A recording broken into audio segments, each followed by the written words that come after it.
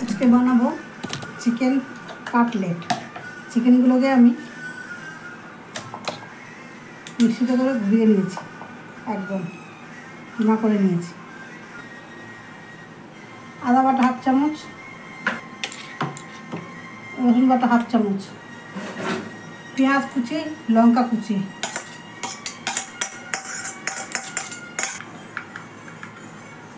গোলমরিচ গুঁড়ো দিলাম, গরম মশলা গুঁড়ো দিলাম, আর এই লেবুর রস দিচ্ছি। আন্দাজ মতো নুন দেবো, দিয়ে এটাকে খুব ভালো করে মেখে নেব সব মশলা দিয়ে। এই ডিমটা ভালো করে ফিটিয়ে নেব, একটু লবণ দিয়ে।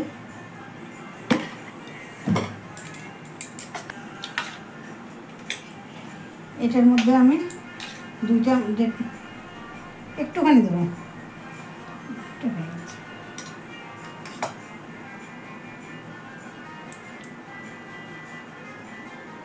বেশি হয়ে গেছে একটু। এটাকে আমি ভালো করে মেখে নেব।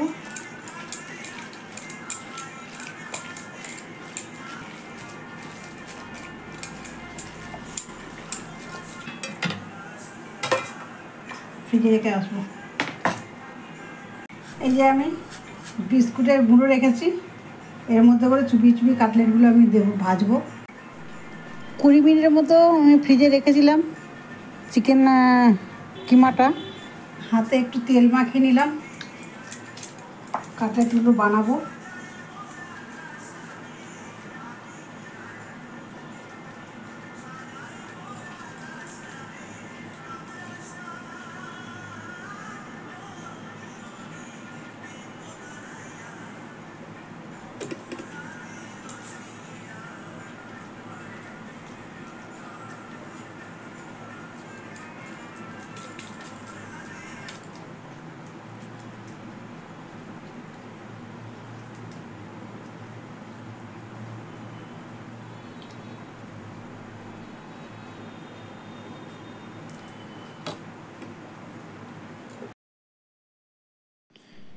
কাটলেটগুলো বানিয়ে নিলাম, 4-5-6টা মতো বানিয়েছি, একটা করে বানিয়ে নিয়েছি। বানিয়ে নিয়ে এটাকে বেশি বানাবো না, বাকি যেটা থাকবে সেটা রেখে দেবো। একসঙ্গে অনেকটা হয়ে যাবে, ততটা খাওয়া যাবে না, বাকি পরে একদিন করব। তো একটা করে কাটলেট বানালাম, এখানে 4টে আছে, আর দুটো বানাবো। কাটলেটগুলো তো বানানো হয়ে গেছে। এবার ওটাকে বড় ওই থালাটাকে সরিয়ে দিয়ে বিস্কুটের গুঁড়োর মধ্যে ভালো করে কাটলেটগুলো মাখিয়ে নেবো। বিস্কুটের গুঁড়োটা মাখিয়ে রেখে দেবো। এবার যখন ভাজবো তখন একটুখানি ডিমের গোলাতে চুবিয়ে আবার একটুখানি বিস্কুটের গুঁড়োতে করে মিশিয়ে নেবো।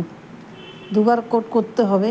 প্রথমবার কোট করলাম, করে আবার ডিমের গোলাতে চুবিয়ে আবার একটু কোট করে তারপর তেলের মধ্যে ভেজে নেবো একটা করে। প্রথমবার করছি তো একটু অসুবিধা হচ্ছে আমার, মানে এইভাবে ধরতে খুব অসুবিধা হচ্ছে। তো যাই হোক, আমি করেছি। করে এবার এই তেলের মধ্যে করে তেলটাকে গরম হয়ে গেছে, তেলের মধ্যে করে এবার একটা করে দিয়ে ভেজে নেব। আর একটা হাতে আমার ক্যামেরা আর মোবাইল, আর একটা হাতে ওইটা, আমি অসুবিধা হচ্ছিল এর জন্য।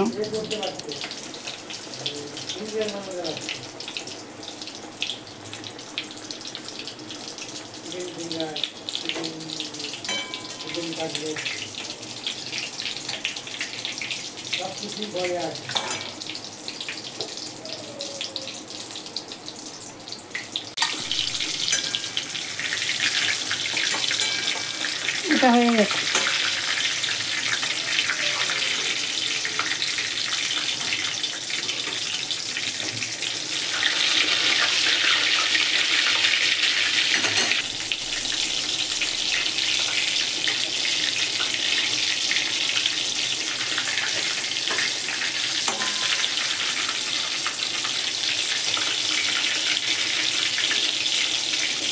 ডিম দেওয়ার জন্য এত ফেনা হচ্ছিল, তো খুব অসুবিধা ছিল, দেখা যাচ্ছিল না ভালো করে।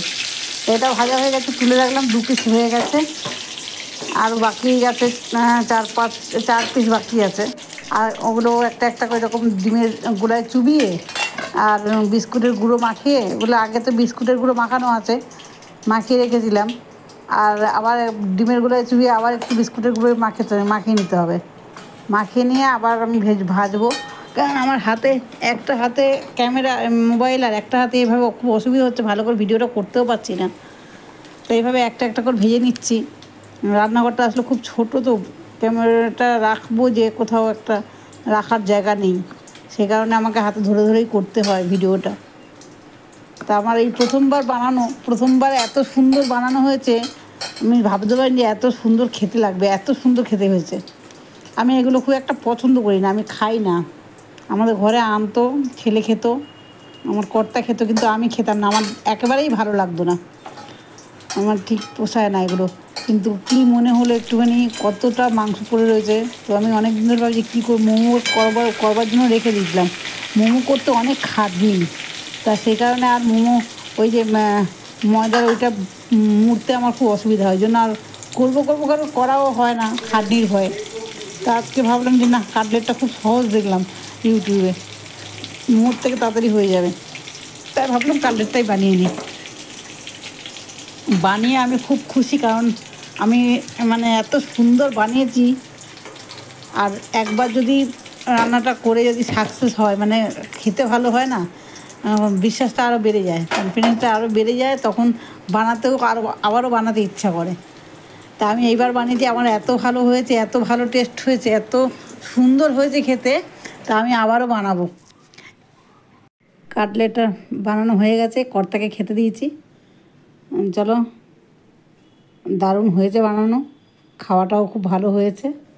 এভাবে একবার ট্রাই করে দেখো, খুব খুব সুন্দর হয়েছে, খুব সুন্দর হয়েছে।